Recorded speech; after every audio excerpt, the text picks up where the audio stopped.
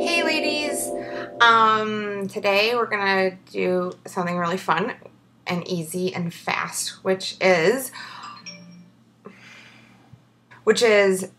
how to put the makeup on all of your face that isn't your lips and your eyes. So foundation and blush and bronzer and highlighter. Can you see my highlighter going on here a little bit? Makes me look like I have some very fancy cheek implants. So yeah, let's get started with that. Start with a clean face.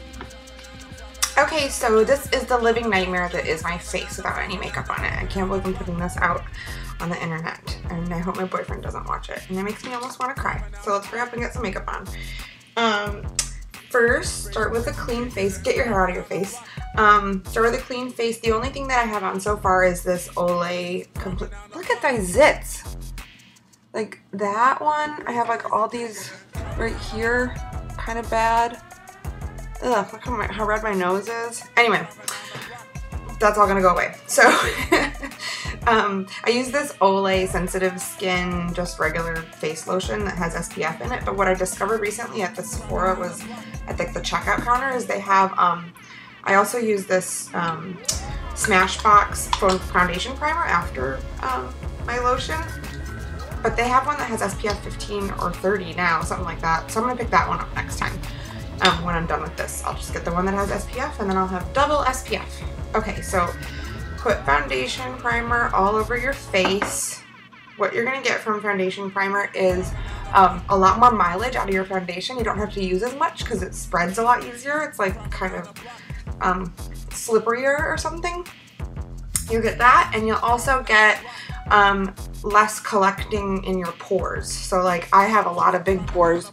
I don't know if you can really see on a camera like this, but I used to have pretty bad acne, so I have like bigger, look, I still have acne. Anyway, I used to get like little like white dot spots basically from where my foundation would like collect in my pores, and now that I use foundation primer, that doesn't really happen. The foundation that I use is Makeup Forever HD. That's the one where they're doing the ads where they don't do any airbrushing, and I love it. And I have 3 different shades, one for the middle of winter when I'm the whitest, one that matches my self-tanner when I'm my self-tannerest, and one that is for the middle of summer. Okay, so you're gonna put this on a little sponge, and we're gonna do foundation. I just do like a little bit like this, and maybe like one pump does half of my face, and the other pump does the other half. So I'll do that. Okay, so there's my foundation. One thing I really like about this Makeup Forever foundation is that you can build it up. Like if I have a zit, like I had that red thing right here is gone, I can just put more and more foundation on it, and it eventually like 2 coats, 3 coats, and it's gone, and I don't have to buy a separate concealer or powder or anything like that. It's all just all in one. So anyway, I really love it. Okay, so the next thing is bronzer, which I also really love. And the bronzer that I use, I had to get a new one today because I was like pretty much completely out of my last one. But my last one, I had it for 3 years. Maybe that's gross. It is kind of gross. But whatever. So I bought a new one today. It's Chanel, and it's Bronze Universal is what it's called, and it's like a cream to powder. And I got it for the first time 3 years ago. I went to a friend of mine got me a gift certificate to get my makeup done, like by a professional makeup artist, and he suggested this stuff and the technique that he told me to use when you're putting on bronzer. And I should have asked him why he was thinking this. The story that I've made up is that it makes you look like a rich lady that has a convertible. But basically, he said put your sunglasses on, and then you take your kabuki brush, like a round thing, get some bronzer on there, and then apply the bronzer around the outside of your sunglass line, basically. A little bit here, but mostly right around underneath where your sunglasses would be.